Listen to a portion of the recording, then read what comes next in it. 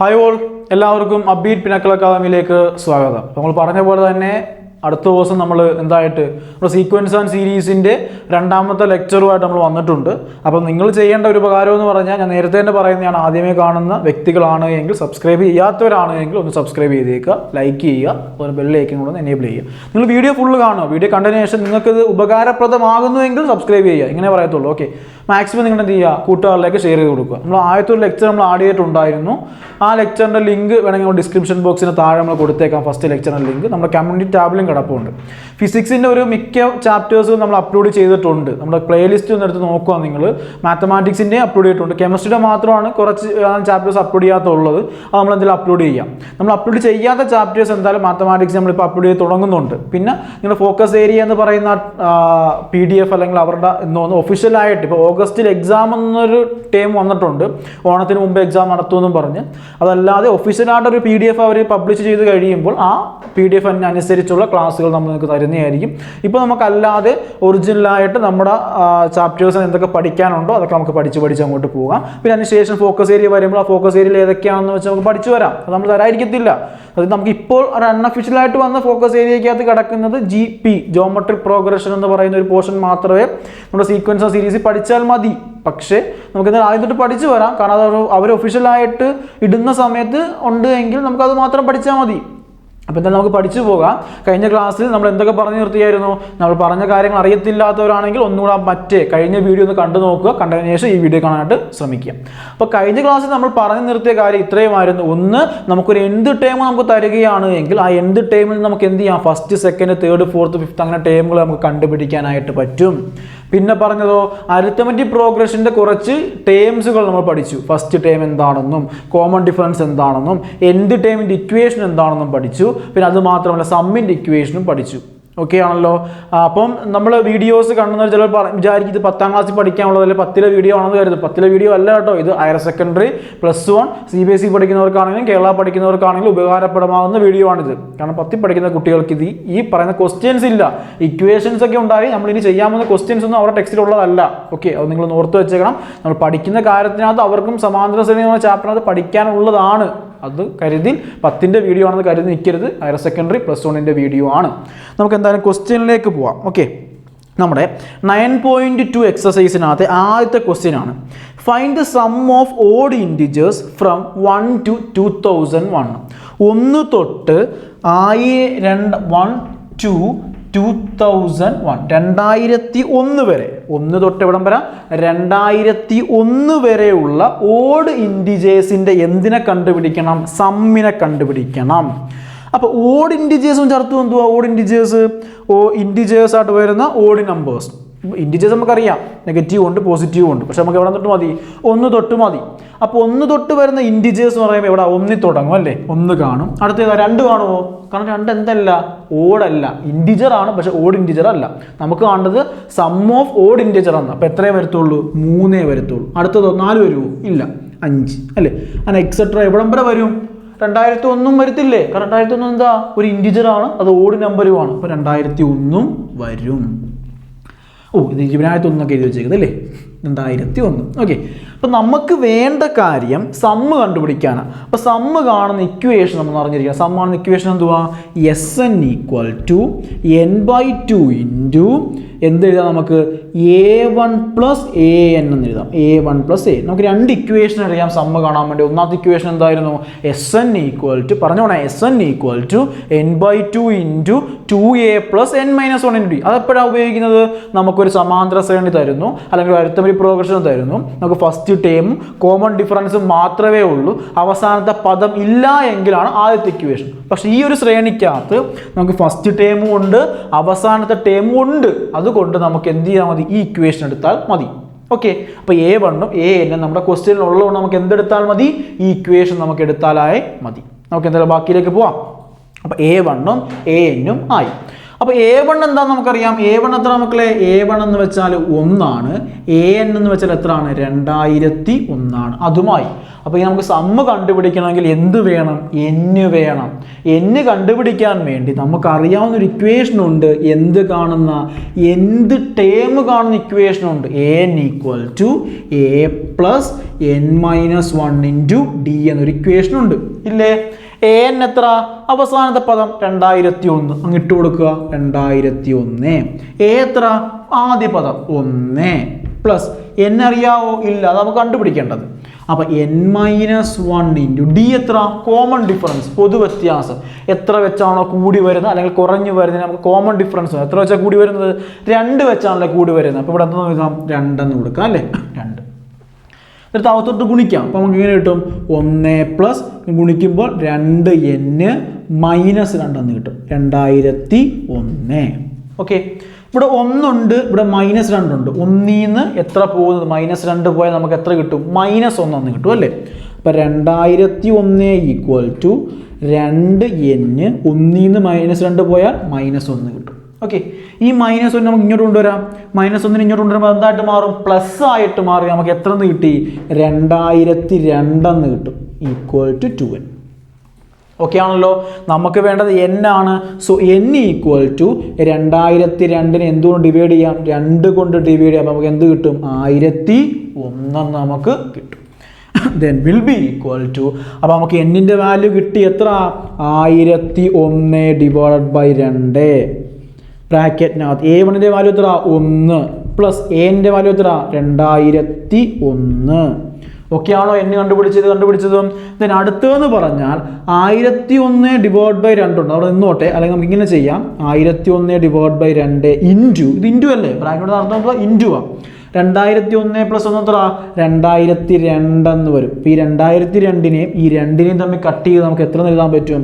1001 എന്ന് എഴുതാം. അപ്പോൾ നമ്മുടെ n ടേംസിൻ്റെ സം, n ടേംസ് എത്ര? 1001 ടേംസ് ആണ്. 1001 ടേംസുകളുടെ സം എത്ര? 1001-നെ എന്തുകൊണ്ട് ഗുണിക്കുക? 1001 കൊണ്ട് ഗുണിക്കുക. നമുക്കൊന്ന് ഗുണിച്ച് നോക്കാം. 1001-നെ 1001 കൊണ്ട്. ഇപ്പം CBSE പഠിക്കുന്ന വിദ്യാർത്ഥികളാണെങ്കിൽ അവിടെ എന്ത് ഉപയോഗിക്കാൻ പറ്റത്തില്ല? കാൽക്കുലേറ്റർ ഉപയോഗിക്കാൻ പറ്റത്തില്ല. നമ്മൾ കേരള സിലബസ് ഉള്ളവർക്കാണെങ്കിൽ കാൽക്കുലേറ്റർ ഉപയോഗിച്ച് ചെയ്യാൻ പറ്റും. അപ്പോൾ ഞാൻ എന്തായാലും നമ്മുടെ ഫോണിൻ്റെ കാൽക്കുലേറ്റർ ഉപയോഗിച്ച് ചെയ്ത് നോക്കാം പെട്ടെന്ന് ചെയ്യാൻ വേണ്ടി. 1001-നെ 1001 കൊണ്ട് ഗുണിക്കാൻ നമുക്ക് എത്ര കിട്ടും? 10020001 നമുക്ക് ആൻസർ കിട്ടും. ഇതാണ് നമ്മുടെ സം എന്ന് പറയുന്നത്. CBSE പഠിക്കുന്ന വിദ്യാർത്ഥികളാണ് കാണുന്നതെങ്കിൽ അവരെന്ത് ചെയ്യണം? പെട്ടെന്ന് ഗുണിച്ച് പഠിക്കാവുന്ന രീതിയിലേക്ക് പെട്ടെന്ന് ഗുണിച്ച് പഠിച്ച് പ്രാക്ടീസ് ചെയ്ത് കൊണ്ടുവരും. കേരളക്കാർക്കാണെങ്കിൽ വിഷയമില്ല, കാൽക്കുലേറ്റർ ഉപയോഗിച്ച് ചെയ്യാമല്ലോ. ഓക്കെ, അപ്പം പിന്നെ എൻട്രൻസ് പോലുള്ള മുതലായ മേഖലയിലേക്ക് പോകുന്നവരാണെങ്കിൽ ഗുണിച്ച് പഠിച്ചോണം. കാരണം എൻട്രൻസിലൊന്നും കാൽക്കുലേറ്റർ ഫാനം കയറ്റാൻ പറ്റത്തില്ല, തനിയെ ഗുണിച്ച് തന്നെ എഴുതണം. ഓക്കെ, അപ്പോൾ ആദ്യത്തെ ക്വസ്റ്റ്യൻ ആൻസർ മനസ്സിലാക്കണമെന്ന് വിശ്വസിക്കുന്നു. 1 തൊട്ട് 2001 വരെയുള്ള ഓഡ് ഇൻറ്റിജേഴ്സിൻ്റെ സമ്മ് അല്ലെങ്കിൽ തുക കണ്ടുപിടിക്കാനായിരുന്നു ക്വസ്റ്റ്യൻ ചോദിച്ചത്. അപ്പോൾ ഓഡ് ഇൻറ്റിജേഴ്സ് എന്താണെന്നുള്ള അറിവ് നമ്മുടെ മനസ്സിൽ എപ്പോഴും ഉണ്ടായിരിക്കണം. ഓഡ് ഇൻറ്റിജേഴ്സ് എഴുതി ആ സമ്മിൻ്റെ ഇക്വേഷൻ എഴുതി വെച്ചു. സമ്മിൻ്റെ ഇക്വേഷൻ നമുക്ക് ആവശ്യമുള്ള കാര്യങ്ങൾ എന്തൊക്കെയായിരുന്നു? n എന്ന് പറഞ്ഞാൽ നമ്പർ ഓഫ് ടേം വേണം, a1 എന്ന് പറഞ്ഞാൽ ഫസ്റ്റ് ടേം വേണം, an എന്ന് പറഞ്ഞാൽ സെക്കൻഡ് ടേം വേണം. അതെല്ലാം നമ്മൾ കണ്ടുപിടിച്ച് എഴുതി വെച്ചു. n കണ്ടുപിടിക്കാൻ വേണ്ടി ഈ ഒരു ഇക്വേഷൻ മാത്രം നിങ്ങൾ പഠിച്ചു വെക്കുക. എന്ത് ടേം കാണുന്ന ഇക്വേഷൻ ഉണ്ട്? a + n-1 × d. ആ ഇക്വേഷൻ നമ്മൾ എഴുതി വെച്ചു. അവിടെ നമ്മൾ എന്തിനെ കണ്ടുപിടിച്ചു? n-നെ കണ്ടുപിടിച്ചു. ഇക്വേഷനകത്ത് അപ്ലൈ ചെയ്ത് എഴുതി. ഇങ്ങനെയുള്ള ഈ സ്റ്റെപ്പും ഈ മോഡലും ഈ കാര്യങ്ങളും അതുപോലെ നിങ്ങൾ പഠിച്ചു വെക്കുക. സിമ്പിളാകുന്ന രീതിയിൽ മനസ്സിലാക്കി പഠിച്ച് ഇപ്പോഴേ എഴുതി വെക്കുക. മനസ്സിലാകാത്തവർ ഒന്നും കൂടെ വീഡിയോ റീവൈൻഡ് ചെയ്ത് കാണുക. വീണ്ടും കണ്ടു നോക്കി 3 വട്ടം കാണുന്ന കാര്യം മനസ്സിലാവും. കണ്ടു നോക്കി എഴുതി പഠിച്ചു വെക്കുക. പിന്നീട് ഒരു ദിവസത്തേക്ക് ഈ ക്വസ്റ്റ്യൻ വേണ്ടി മാറ്റി വെക്കരുത്. ഇങ്ങനെ രീതിയിൽ സ്റ്റെപ്പിലാണ് നിങ്ങൾ ആൻസർ എഴുതി പോകുന്നത്. ഉറപ്പായിട്ടും ആ ക്വസ്റ്റ്യൻ 2 മാർക്കാണ് 2 മാർക്ക് അല്ലെങ്കിൽ 3 മാർക്ക് ഷുവറായിട്ട് നിങ്ങൾക്ക് കിട്ടിയിരിക്കും. അപ്പോൾ നമ്മൾ ചെയ്യുന്ന ഓരോ പോയിന്റും ഓരോ കാര്യവും എന്താണെന്നുള്ളത് എഴുതി പോകണം. പ്രത്യേകിച്ച് മാത്തമാറ്റിക്സിൻ്റെ കേസിനകത്ത് ഒരു ഇക്വേഷൻ നമുക്കിവിടെ 2 ഇക്വേഷൻ ആവശ്യം വന്നു. സമ്മിൻ്റെ ഇക്വേഷൻ ഉറപ്പായിട്ട് നമുക്ക് വേണമല്ലോ. അപ്പോൾ അതിന് മാർക്കുള്ള ഇക്വേഷൻ എഴുതുന്നതിന് പിന്നെ നിങ്ങൾ ചെയ്യുന്ന ഓരോ സ്റ്റെപ്പും എങ്ങനെയാണ് കണ്ടുപിടിച്ചതെന്നുള്ള ആ സ്റ്റെപ്പ് നമ്മൾ കാണിച്ചു കൊടുക്കുകയാണെങ്കിൽ ബെറ്റർ ആയിരിക്കും. നമുക്ക് പെട്ടെന്ന് എന്ത് കിട്ടും? ആൻസർ കിട്ടുകയും ചെയ്യും. ഓക്കെ, നമുക്ക് നെക്സ്റ്റ് അടുത്ത ചോദ്യത്തിലേക്ക് പോവാം. അടുത്ത ക്വസ്റ്റ്യനിലേക്ക് പോകാം. നമുക്ക് എന്തായാലും രണ്ടാമത്തെ ക്വസ്റ്റ്യനിലേക്ക് നമുക്ക് പോവുകയാണ്. രണ്ടാമത്തെ ക്വസ്റ്റ്യൻ പറയുന്നത് എന്താണെന്ന് വെച്ചാൽ നോക്കാം. PDF ഒന്ന് എടുത്തോട്ടെ. PDF ക്വസ്റ്റ്യൻ കിടക്കണം. Find the sum of all natural numbers. നമ്മൾ സമ്മ് കാണണം. നാച്ചുറൽ നമ്പേഴ്സിൻ്റെ സമ്മാണ് കാണുന്നത്. ലൈയിങ് ബിറ്റ്വീൻ 100 and 1000 100നും 1000നും ഇടക്കുള്ളത് വിച്ച് ആർ മൾട്ടിപ്പിൾസ് ഓഫ് 5 5ൻ്റെ എന്തായിരിക്കണം ഗുണിതം ആയിരിക്കുകയും വേണം. അപ്പോൾ 5ൻ്റെ ഗുണിതമായിട്ടുള്ള എന്തിനെ കണ്ടുപിടിക്കണം നമ്മൾ 5ൻ്റെ ഗുണിതമായിട്ടുള്ള 100നും 1000നും ഇടക്കുള്ള 5ൻ്റെ ഗുണിതമായിട്ടുള്ള 100നും 1000നും ഇടക്കുള്ള നാച്ചുറൽ നമ്പേഴ്സിൻ്റെ സമ്മ് നമ്മൾ എന്ത് ചെയ്യണം കണ്ടുപിടിക്കണം. അപ്പോൾ കണ്ടുപിടിക്കുന്നതിന് മുമ്പായിട്ട് നമുക്ക് എന്ത് ചെയ്യാം ഈ ബോഡി കിടക്കുന്നതിൽ നിന്ന് തുടയ്ക്കാം.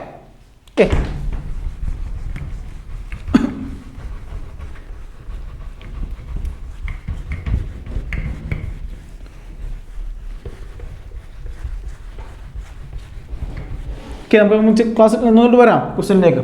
ഓക്കെ, എവിടെ നിന്നിട്ട് നമ്പറാണ് 100നും എന്തിനാണ് 1000നും ഇടക്കുള്ള 100ഉം 1000നും ഇടക്കുള്ള എത്ര നമ്പേഴ്സിൻ്റെ 5ൻ്റെ ഗുണിതങ്ങൾ വരുന്നത്.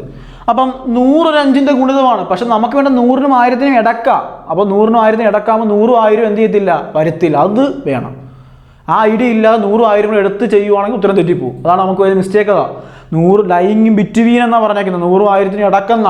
അപ്പോൾ 100ഉം 1000നും ഇടക്ക് വരുന്ന ആദ്യത്തെ 5ൻ്റെ ഗുണിതം വരുന്ന ഏതായിരിക്കും 105 ആണ് ആദ്യത്തെ 5ൻ്റെ ഗുണിതം. അടുത്തത് 110 115 പോകും, അറിയാമല്ലോ, എക്സെട്ര. അപ്പോൾ അവസാനം വരുന്ന ഏതാ 1000 ആണോ? അല്ല, 1000ത്തിന് മുമ്പ് ഏതാ 995. ഇതാണ് നമ്മൾ എന്തെന്ന് പറയുന്നത് നമ്മുടെ 5ൻ്റെ ഗുണിതം എന്ന് നമ്മൾ പറയപ്പെടുന്നത്. ഓക്കെ, അവിടെയും സമ്മ് കാണുന്ന ഇക്വേഷൻ നമുക്ക് അറിയാവുന്നതല്ലേ, SN ഈക്വൽ ടു എന്താണ് n/2 ഇൻറ്റു എന്ത് എഴുതാം നമുക്ക് A1 + AN എന്ന് നമുക്ക് എടുത്ത് ചെയ്യാം. ഫസ്റ്റ് ടേമും അവസാനത്തെ ടേമും ഉണ്ടല്ലോ. നമുക്കിവിടെ എന്തിനെ കണ്ടുപിടിക്കണം എന്നിനെ കണ്ടുപിടിക്കണം. എന്നിനെ കണ്ടുപിടിക്കുന്നത് എങ്ങനെയാ എന്നെ കണ്ടുപിടിക്കാൻ ഞാൻ പഠിച്ചു പറഞ്ഞു. AN equal to A + n-1 into D എന്ന ഇക്വേഷൻ ഉപയോഗിക്കാം. AN എന്തുവാ 995 ഈക്വൽ ടു A എത്ര 105 പ്ലസ് n അറിയത്തില്ല -1 D എത്ര 5. ഓക്കെ ആണല്ലോ, അവത്തോട് ഗുണിക്കാം. അപ്പം നമുക്ക് എന്ത് കിട്ടും 995 ഈക്വൽ ടു 105. ഇതിപ്പോൾ എന്തായിരിക്കും അതുകൊണ്ട് 5n എന്ന് വരും, അടുത്ത് -5 എന്ന് വരും. 105 5 പോയാൽ എത്ര 100 വരും അല്ലേ. അപ്പോൾ 995 ഈക്വൽ ടു 100 + 5n എന്ന. നമുക്ക് 100നെ ഇങ്ങോട്ട് കൊണ്ടുവരാം. 100 കൊണ്ടുവരാൻ 995 100 കുറയ്ക്കണം. അപ്പോൾ നമുക്ക് എത്ര കിട്ടും 895 എന്ന് കിട്ടും അല്ലേ, ഈക്വൽ ടു 5n. നമുക്ക് എന്നിനെ കണ്ടുപിടിക്കാനായിട്ട് 895 എന്തുകൊണ്ട് ഡിവൈഡ് ചെയ്യാം 5 കൊണ്ട് ഡിവൈഡ് ചെയ്യാം. 895 ഡിവൈഡ് ബൈ 5 എത്ര വരും 5 3 1 9 6 5 30 6 5 7 അല്ലേ 7 35 ഉണ്ടല്ലോ 7 5 35 4 വരും 45 വരും 9 5 45 179. അപ്പോൾ എന്നിൻ്റെ വാല്യൂ നമുക്ക് എത്ര കിട്ടി 179 എന്ന് കിട്ടി അല്ലേ. നമുക്ക് എന്തെല്ലാം ഇട്ട് കൊടുക്കാം. അപ്പോൾ നമുക്ക് എന്ത് വരും 179 ഡിവൈഡ് ബൈ 2.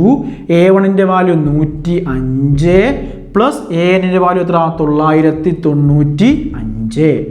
അപ്പം നമുക്ക് എന്ത് കണ്ടുപിടിക്കാം, നമുക്ക് കിട്ടുന്ന ഉത്തരം എത്ര നമുക്ക് നോക്കാം. ഡിവൈഡ് ചെയ്ത് കൂട്ടിയെ കണ്ടുപിടിക്കേണ്ടത് നമുക്ക് ഫസ്റ്റ് നമുക്ക് എന്ത് ചെയ്യാം 105 എത്രയാണ് പ്ലസ് 995 അല്ലേ 995. അപ്പോൾ 1100 വരും.